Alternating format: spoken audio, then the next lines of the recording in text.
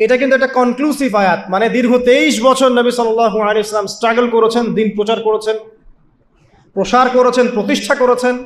এরপর আল্লাহ পাক একটা কনক্লুসিভ আয়াত নাজিল করে এই দিনটার মধ্যে একটা ইতিবাচক ভূমিকা টেনে দিলেন। অতএব এই দিনটা খুশির, এই দিনটা আনন্দের এবং এই দিনটা ইবাদতের, উদযাপন করার, এটা আমাদের সংস্কৃতি।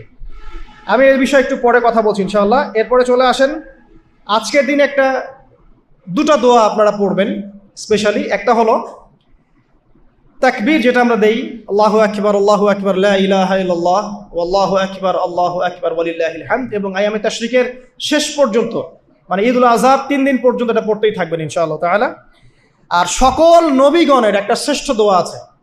যত নবী ছিলেন পৃথিবীতে, তারা সবাই যত দোয়া করেছেন তার মধ্যে একটা দোয়াকে শ্রেষ্ঠ বলা হয়। শিখিয়ে দেব কোনটা? সেটা হলো লা ইলাহা ইল্লাল্লাহ ওয়াহদাহু লা শারীকা লাহ লাহুল মুলক ওয়া লাহুল হামদ ওয়া হুয়া আলা কুল্লি শাইইন কাদির। এই দোয়াটা দিনে যে ব্যক্তি 100 বার পড়বে, ওই দিন আল্লাহর লিস্টে ওই ব্যক্তি ছাড়া বেশি আমলকারী কেউ হতে পারবে না।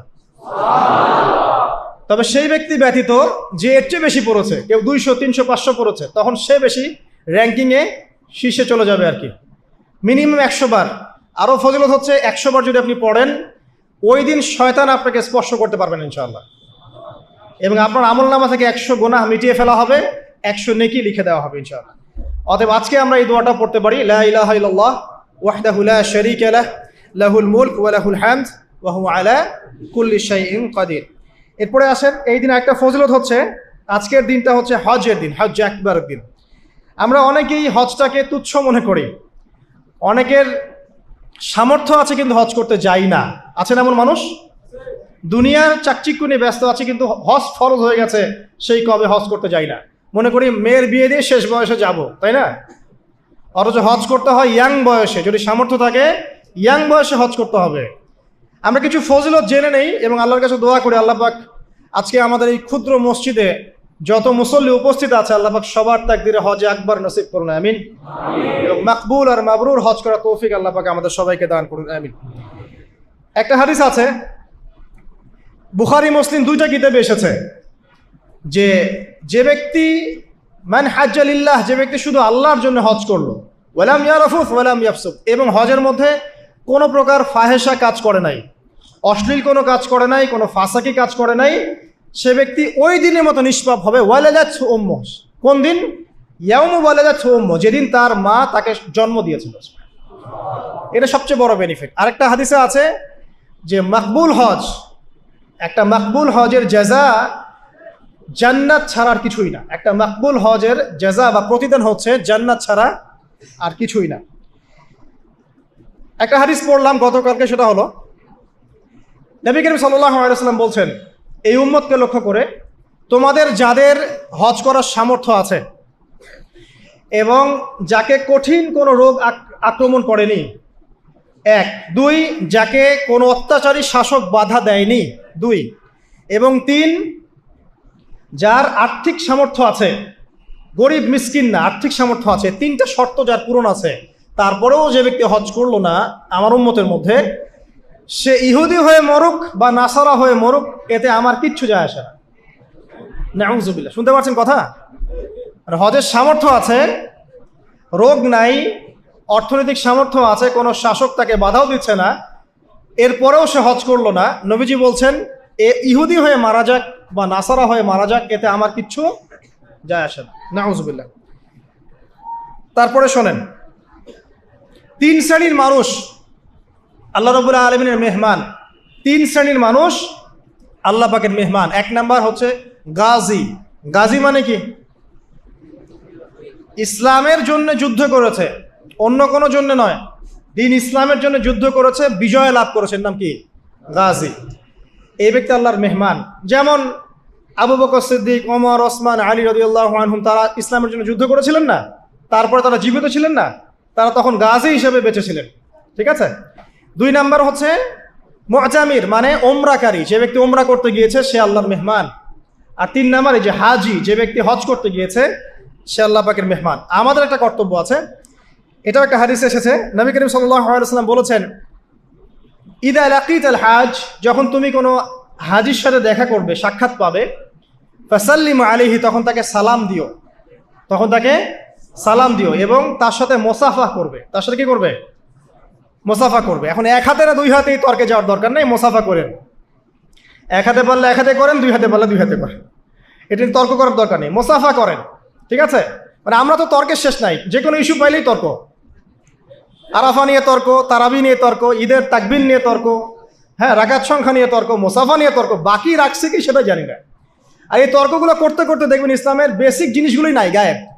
ইসলামী না আছে খেলাফা, ইসলামী না আছে এমারা, না আছে ইউনাইটেড কোনো ইসলামিক কমিউনিটি, না আছে ইসলামিক কোনো ইকোনমিক্সের বেস, না ইসলামিক কোনো মিডিয়া, না ইসলামিক কোনো কিছুই না। যা আছে প্রোটেস্ট্যান্ট ভার্সন, মানে নামাজ, রোজা, হজ, যাকাত, এগুলাই। আর এগুলো নিয়ে আমরা এখন তর্ক করছি। ব্যক্তি পর্যায়ে দিন আছে, বাকি বাইরে আর দিন নাই। মসজিদের মধ্যে আসবে পাক্কা নামাজি, মসজিদ থেকে বের হয়ে গেল সুদখোর। তো আল্লাহ হেফাজত করুক আমাদেরকে। আমাদের বড় বড় ইস্যুগুলো নিয়ে বেশি কথা বলা উচিত। মোসাফা এক হাতে হবে না দুই হাতে, এর জন্য কি জান্নাত জাহান্নামের ফয়সালা হয়ে যাবে? তাই মনে হয় আপনাদের? সুবহানাল্লাহ। একজন বলছে ইশারা করতে হবে তাশাহুদে এভাবে, আরেকজন বলছে একটু নড়াতে হবে। এই মাসআলাটার জন্য কি আপনার জান্নাত জাহান্নামের ফয়সালা হয়ে যাবে মনে হচ্ছে আপনার? অথচ আকীদার ঠিক নাই, এদিকে আমলের ঠিক নাই, অর্থনৈতিক জীবনের ঠিক নাই, মুআমালাতের ঠিক নাই, সম্পত্তির বন্টন মেরাজের ঠিক নাই, এগুলো ঠিক নাই, এবং আল্লাহর জমিন, আল্লাহর দিন বাস্তবায়নের কোনো চেষ্টাই নাই, অথচ এগুলো নিয়ে ব্যস্ত হয়ে আছে। আল্লাহ পাক আমাদের বিচক্ষণতা দান করুন, দূরদর্শিতা দান করুন, আমিন। আসুন, মোসাফা করতে বলেছেন নবীজি, তারপরে বলবেন যে মুরহু, তাকে আদেশ করুন। এখানে আদেশ মানে হচ্ছে অনুরোধ করুন, তাকে আদেশ করুন বা অনুরোধ করুন, আই ইস্তাগফিরুল্লাহকে, সে যেন তোমার জন্য ইস্তেগফার করে। কে? যে ব্যক্তি হজ করে এসেছে, হাজি, তাকে সালাম দিবেন, মোসাফা করবেন, দিয়ে বলবেন যে ভাই আপনি আমার জন্য একটু দোয়া করেন। কারণ ফাইন্নাহু মাগফুরুন লাহ, কারণ সে ব্যক্তি একজন ক্ষমাপ্রাপ্ত মানুষ। তবে একটা বিষয়, মানুষের সম্পদ আত্মসাৎ করে, সুদের টাকা দিয়ে, ঘুষের টাকা দিয়ে, প্রতারণা, বাটপাড়ি, দুর্নীতির টাকা দিয়ে হজ করতে গিয়ে কতটুকু মাগফুর হয়ে আসা যাবে, এটা একটা প্রশ্নবিদ্ধ বিষয়। তো এই বিষয়গুলোকে ক্লিয়ার করে হজ করতে যাওয়া উচিত। আল্লাহ পাক আমাদেরকে তৌফিক এনায়েত করুন, আমিন। এই দিনের একটা প্রতিশ্রুতি আছে। কি প্রতিশ্রুতি? আয়েশা রাদিয়াল্লাহু আনহা থেকে সহিহ মুসলিমে এসেছে, এবং জাবের রাদিয়াল্লাহু আনহু থেকে ইবনে হিব্বানের 3853 নম্বর হাদিস এসেছেন। আল্লাহ রাব্বুল আলামিন এই দিনে হাজিদেরকে দেখে বলেন, যারা আরাফার মাঠে এসেছেন তাদেরকে দেখে বলেন যে আমার এই বান্দারা দূর দূরান্ত থেকে সফর করে এখানে এসেছে, ওদের চেহারাগুলো তাকিয়ে দেখো, ক্লান্ত, ক্লিষ্ট, চুলগুলো এলোমেলো, পরিশ্রান্ত, তারা আমার রহমতের প্রত্যাশী, অথচ তারা কেউ আমার আযাব দেখে নাই। হে ফেরেশতারা, তোমরা সাক্ষী থাকো, আমি তাদের সবাইকে মাফ করে দিলাম। এবং নবী সাল্লাল্লাহু আলাইহি ওয়াসাল্লাম বলছেন যে আজকের দিনে যত মানুষকে আল্লাহ পাক জাহান্নাম থেকে মুক্তি দিবেন, অন্য কোনো দিনে এত মানুষকে আল্লাহ পাক মুক্তি দিবেন না। আল্লাহ পাক আমাদেরকে সবাইকে জাহান্নাম থেকে মুক্তি দান করুন, আমিন। তো শেষ যে বিষয়টার দিকে টাচ করে আমি কনক্লুশন দিকে যাব, সেটা হলো উম্মতে মুহাম্মাদির জন্য আজকের দিনের মধ্যে স্পেশাল কি বলেন তো? এটা হচ্ছে আমাদের মূল পয়েন্ট। আজকের দিনে ফজিলত জানলাম, আমরা আমলগুলো জানলাম, সব ঠিক আছে, কিন্তু আমাদের জন্য আসলে স্পেশাল কি জিনিস? আমাদের জন্য আজকের দিনের স্পেশাল যে বিষয়, সেটা হলো আজকের দিনে দিন ইসলাম পূর্ণতা লাভ করেছে। ইসলামের পূর্ণতা দিবস আজকে। 23 বছর দিন ইসলাম প্রচার করার পরে আজকের দিন আল্লাহ পাক বলেছেন দিন পূর্ণ করে দিলাম। ইহুদিরা বলছিলেন যে আজকের দিন এই আয়াতটা যদি আমাদের উপর নাজিল হতো, আমরা তাহলে ঈদ পালন করতাম। নবীজি বললেন এটা আমাদের ঈদের দিনই, এটাও আমাদের ঈদের দিন, সমস্যা। তো আমাদের সবচেয়ে ইম্পর্টেন্ট জায়গা এটা, যে আজকের দিনে দিন ইসলাম পূর্ণতা লাভ করেছে। এখন ইসলাম যে পূর্ণতা লাভ করলো, এই দিবসটা কতজন জানে যে আজকের দিন ইসলাম পূর্ণতা লাভের দিন? আমরা অনেক দিবসের কথা জানি, আন্তর্জাতিক দিবস, জাতীয় দিবস, পারিবারিক দিবস, জন্মদিন, মৃত্যুদিন, হ্যাঁ, অনেক দিবসের কথা আমরা জানি। ইসলামের পূর্ণতা দিবস কতদিন জানেন? কতজন জানেন? দেখেন, সাংস্কৃতিক আগ্রাসন কোথায় আপনার মূল জায়গাটা নিয়ে যাওয়া হয়েছে। শেকড় ভুলে গেছে মানুষ। এখন মানুষ শেকড় ভুলে বিদেশিদের সংস্কৃতি লালন করছে, কোনো কোনো ক্ষেত্রে বিদেশি প্রভুদের দাসত্ব করছে। 23 বছর নবী সাল্লাল্লাহু আলাইহি ওয়াসাল্লাম দিনের জন্য অক্লান্ত মেহনত করেছেন ওয়াহি আসার পর থেকে। প্রথম 3 বছর গোপন দাওয়াত দিয়েছেন, একদম গোপনে গোপনে দাওয়াত দিয়েছেন। আবু বকর, ওসমান, ওমর, আলী এরকম কিছু সাহাবী ইসলাম কবুল করেছেন। আস্তে আস্তে দাওয়াত প্রচার লাভ করেছে। যত প্রসার হয়েছে তত মানুষের অত্যাচার বেড়েছে। এক পর্যায়ে তাকে সাহাবী থেকে আবিসিনিয়ায় হিজরত করতে পাঠাতে হয়েছে। তারপর তিনি তায়েফে গিয়েছেন, ওখান থেকে রক্তাক্ত হয়ে মক্কা এসেছেন। আবার সেখান থেকে ইয়াসরিব, মদিনায় গিয়েছেন। ইয়াসরিবের মানুষ ইসলাম কবুল করেছিল। তারা নবী সাল্লাল্লাহু আলাইহি ওয়াসাল্লামকে আশ্রয় দিলেন, সাহাবীদেরকে আশ্রয় দিলেন। নবীজি সেখানে গিয়ে একটা ইসলামিক কমিউনিটি গড়লেন, মসজিদে নববী গড়লেন, সেখানে অর্থনীতি স্ট্রং করলেন, সেখানে একটা ইমারা গঠন করলেন, সেখানে একটা জামাআ গঠন হলো। এরপরে যখন মুশরিকরা তাদেরকে আক্রমণ করতে শুরু করলো, তখন বদরের যুদ্ধ হয়ে গেল। তারপর উহুদ, তারপর খন্দক, তারপর আপনার এই যে হুদাইবিয়া, খাইবার, হতে হতে চলতে থাকলো। এক পর্যায়ে পররাষ্ট্রনীতি অ্যাপ্লাই করলেন। রোমের সম্রাটকে দাওয়াত দিচ্ছেন, মিশরের মুকাউকিয়াসকে দাওয়াত দিচ্ছেন, পারস্যের খসরুকে দাওয়াত দিচ্ছেন, সব জায়গায় দাওয়াতি কাজ ছড়িয়ে পড়তে লাগলো। 23 বছর অক্লান্ত পরিশ্রম। এক পর্যায়ে এই যে শেষে, একদম জীবনের শেষ পর্যায়ে এসে তিনি বিদায় হজ করলেন। একটাই হজ করেছেন তিনি, নবী সাল্লাল্লাহু আলাইহি ওয়াসাল্লাম একটা হজই করেছেন জীবনে। এবং সেই হজের দিন যখন এই ভাষণ তিনি দিচ্ছেন, তখন আল্লাহ পাক এই আয়াতটা নাজিল করে দিনটাকে পরিপূর্ণতা দান করলেন। আজকের দিনের মূল শেকড়টা কোথায় বুঝতে পারছেন? এই 23 বছরের দাওয়াতি জীবনের পরিসমাপ্তি এখানে। আজকের দিনের পরে আসলে পূর্ণাঙ্গ কোনো সূরা নাজিল হয়নি। সর্বশেষ নাজিল হয়েছে সূরা নাসর, ইযা জাআ নাসরুল্লাহি ওয়াল ফাতহ। এরপরে বিচ্ছিন্ন 2-1টা আয়াত নাজিল হয়েছে, কিন্তু পূর্ণাঙ্গ আর কোনো সূরা নাজিল হয়নি। আজকের দিনের পর নবী সাল্লাল্লাহু আলাইহি ওয়াসাল্লাম মাত্র 80 বা 83 দিন বেঁচে ছিলেন। সর্বশেষ যে কথাটা আমরা শুনবো এখন, সেটা হলো নবী করিম সাল্লাল্লাহু আলাইহি ওয়াসাল্লাম আজকের এই দিনে জনগণকে উদ্দেশ্য করে কিছু কথা বলেছিলেন। এই কথাগুলো বলে তিনি আজকের হজটা শেষ করেছেন। আমরা অনেকেই এই ভাষণটা সম্পর্কে জানি না। আমরা অনেক ভাষণ নিয়ে এখন গর্ব করি। নবী করিম সাল্লাল্লাহু আলাইহি ওয়াসাল্লামের এই যে সর্বশ্রেষ্ঠ ভাষণ, এটা কতজন জানেন? বিদায় হজের ভাষণ।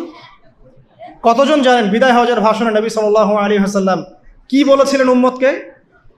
আমরা একটু আপনাদেরকে শোনাবো, শুনিয়ে ইনশাআল্লাহ লেকচারটা শেষ করব।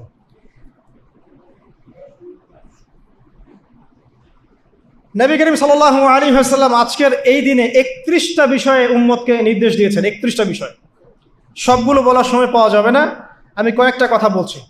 খুব ভালো হতো যদি আমি অ্যারাবিকটা বলার পরে বাংলাটা বলার সময় পেতাম। আমার হাতে 5 মিনিট সময় আছে এখন, কারণ অ্যারাবিকটার যে ভাব গাম্ভীর্যটা বাংলা আসলে আসবে না। তারপর আমি চেষ্টা করছি। নবী করিম সাল্লাল্লাহু আলাইহি ওয়াসাল্লাম সবার সামনে দাঁড়িয়ে দীর্ঘ 23 বছর অক্লান্ত পরিশ্রম করে দাওয়াতি মিশন কমপ্লিট করার পরে সবাইকে সমবেত করে একটা হজ করলেন।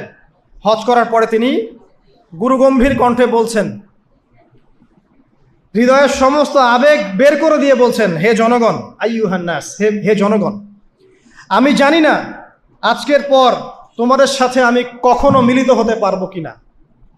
একটু চিন্তা করেন, সাহাবীরা সামনে দাঁড়িয়ে আছেন, নবীজি দাঁড়িয়ে এই কথাটা বলছেন, হে জনগণ, আমি জানি না আজকের পরে আমি তোমাদের সাথে মিলিত হতে পারবো কিনা। অতএব যে ব্যক্তি আজকে আমার এই কথাগুলোকে স্মরণ রাখবে, সে যেন অন্যের কাছে এই কথাগুলো পৌঁছে দেয়।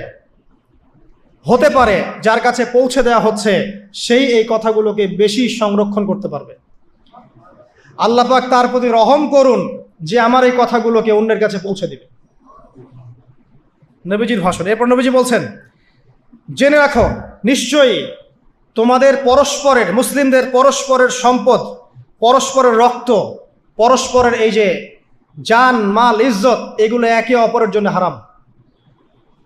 মুসলিমদের পরস্পরের রক্ত, পরস্পরের ইজ্জত, সম্মান একে অপরের জন্য হারাম। এর হানি করা একে অপরের জন্য হারাম। ঠিক যেমন আজকের এই দিন হারাম, এই শহর হারাম, এই মাসও হারাম। নবী করিম সাল্লাল্লাহু আলাইহি ওয়াসাল্লাম বলছিলেন, জেনে রাখো 3টা বিষয়ে যেন তোমাদের অন্তর কখনো খেয়ানত না করে। 3টা বিষয়ে তোমাদের অন্তর যেন কখনো খেয়ানত না করে। 1, তোমরা যে কাজটাই করবা শুধু আল্লাহ পাকের সন্তুষ্টির জন্য করবে। তোমরা যে কাজই করবে শুধু আল্লাহর সন্তুষ্টির জন্য করবে। তোমাদের শাসক বর্গের কল্যাণ কামনা করবে। তোমাদের শাসক বর্গের কল্যাণ কামনা করবে। 3 নাম্বার, মুসলিমদের জামাতকে আঁকড়ে ধরে রাখবে। মুসলিমদের ইউনাইটেড কমিউনিটিকে আঁকড়ে ধরে থাকবে। এই 3টা বিষয় পালনের ক্ষেত্রে তোমাদের অন্তর যেন খেয়ানত না করে। এদিন সূর্য ঢলে যাওয়ার পরে নবী সাল্লাল্লাহু আলাইহি ওয়াসাল্লাম আরও বললেন, শুনে রাখো হে মানব জাতি, এটা ভালো করে শোনেন, শুনে রাখো হে মানব জাতি, নিশ্চয়ই আমি মুহাম্মদ সাল্লাল্লাহু আলাইহি ওয়াসাল্লাম জাহেলি যুগের যত কুপ্রথা আছে সমস্ত কুপ্রথাকে আমার পায়ের তলে পিষ্ট করে গেলাম। জাহেলি যুগে কি ছিল ভাই? শিরিক ছিল, সুদ ছিল, মাদক ছিল, নারীর অবমাননা ছিল, কন্যা সন্তানকে দাফন করা হতো, রক্তক্ষয়ী, হানাহানি, মারামারি, কাটাকাটি ছিল। এগুলো সব কিছুকে আমি আমার পায়ের তলে দাফন করে গেলাম। এটা কি দাফন হয়েছে? তিনি বলছেন নিশ্চয়ই আমি জাহেলি যুগের সুদকে আমার পায়ে তলে পিষ্ট করে যাচ্ছি। সর্বপ্রথম যার সুদ আমি পিষ্ট করছি তিনি হচ্ছেন আব্বাস ইবনে আব্দুল মুত্তালিব, আমার চাচার সুদ। নিজের পরিবার থেকে দৃষ্টান্ত স্থাপন করলেন। তিনি আরো বললেন, হে উপস্থিত জনগণ, তোমরা মেয়েদের ব্যাপারে সতর্ক থাকবে এবং তোমাদের স্ত্রীদের ব্যাপারে সতর্ক থাকবে, তাদের হকের ব্যাপারে সতর্ক থাকবে, কেননা তোমরা তাদেরকে আল্লাহর কালিমার মাধ্যমে হালাল করে নিয়েছো। অতএব তাদের ব্যাপারে তোমরা সতর্ক থাকবে। তোমাদের উপর তাদের হক হচ্ছে তোমরা যা খাবে, যা পরবে, তাদেরকেও তাই খাওয়াবে, তাই পরাবে। আর তাদের উপর তোমাদের হক হচ্ছে যে তারা তোমাদের বিছানায় এমন কাউকে আসতে দিবে না যাদেরকে তোমরা অপছন্দ করো। নবী করিম সাল্লাল্লাহু আলাইহি ওয়াসাল্লাম আরো বলছেন, এই দিন আইয়ুহান নাস, হে মানব জাতি, তারাকতু ফিকুম আমরাইন, জেনে রাখো আমি তোমাদের সামনে মাত্র দুটো বস্তু ছেড়ে গেলাম। কয়টা বস্তু? লান তাদিল্লু মা তামাসসাকতুম বিহিমা, তোমরা কোনোদিন পথভ্রষ্ট হবে না যতদিন এই দুটো বস্তুকে আঁকড়ে ধরে থাকবে। কিতাব আল্লাহ, আল্লাহর কিতাব, ওয়া সুন্নতি নবীহি, এবং তার নবীর সুন্নাহ। তিনি আরো বললেন, আল মুসলিম, জেনে রাখো প্রকৃত মুসলিম সে ব্যক্তি, মান সালিমাল মুসলিমুনা মিন লিসানিহি ওয়া ইয়াদিহি, যে ব্যক্তির হাত এবং জবান থেকে অন্য মুসলিম নিরাপদ থাকে সেই ব্যক্তি হচ্ছে প্রকৃত মুসলিম। আল মুহাজির, আর প্রকৃত মুহাজির সে ব্যক্তি, মান হাজারা মা নাহাল্লাহু আন, আল্লাহ পাক যা নিষেধ করেছেন সেখান থেকে যে দূরে থাকে সেই ব্যক্তি প্রকৃত মুহাজির, মানে হিজরতকারী। তিনি আরো বললেন, মনে রেখো আমি তোমাদের সবার আগে হাউজে কাউসারে চলে যাব, সুবহানাল্লাহ, এবং সেখানে আমি তোমাদের জন্য অপেক্ষা করতে থাকবো। অতএব শোনেন, অতএব তোমরা আমার চেহারাকে কালিমালিপ্ত করো না, মানে আমার চেহারায় কালিমালিপ্ত করো না, আমার নাম নষ্ট করে দিও না। আমি তোমাদের সংখ্যাধিক্য দেখে আল্লাহর কাছে গর্ব করব, আমাকে তোমরা অপমানিত করো না। আজকে কি আমরা তার দায়িত্ব পালন করে উম্মাহ হতে পেরেছি?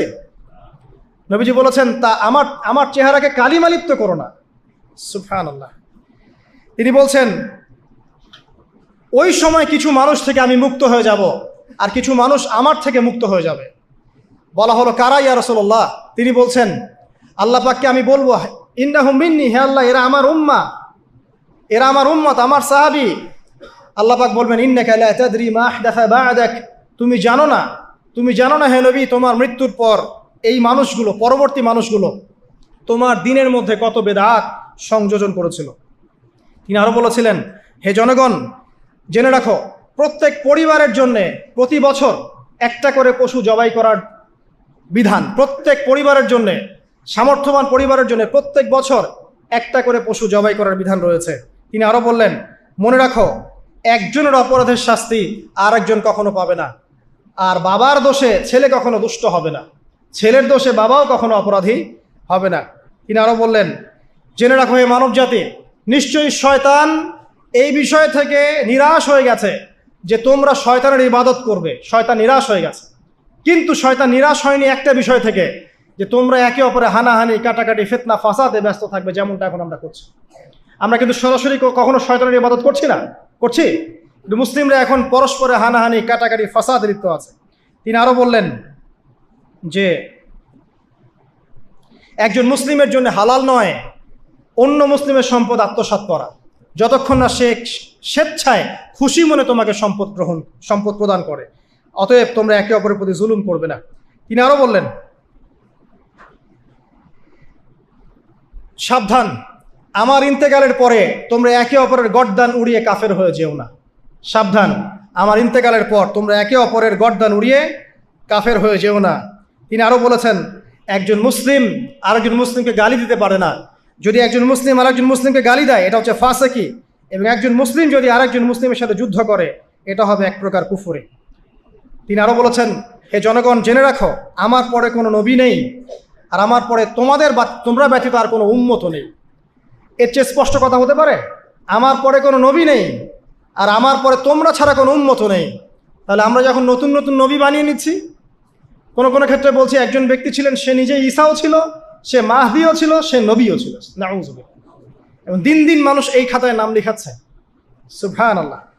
সর্বশেষ তিনি বললেন যে যদি তোমাদের উপরে, হে মানব জাতি জেনে রাখো, যদি তোমাদের উপরে একটা নাক কাটা কালো কুৎসিত কোনো আমির বা শাসকও চলে আসেন এবং সে যদি তোমাদেরকে আল্লাহর রাস্তায়, আল্লাহর কিতাব সুন্নাহ অনুযায়ী পরিচালিত করেন, তোমরা অবশ্যই তার আনুগত্য করবে, তার বিরুদ্ধে বিদ্রোহ করবে না, তার আনুগত্য করবে।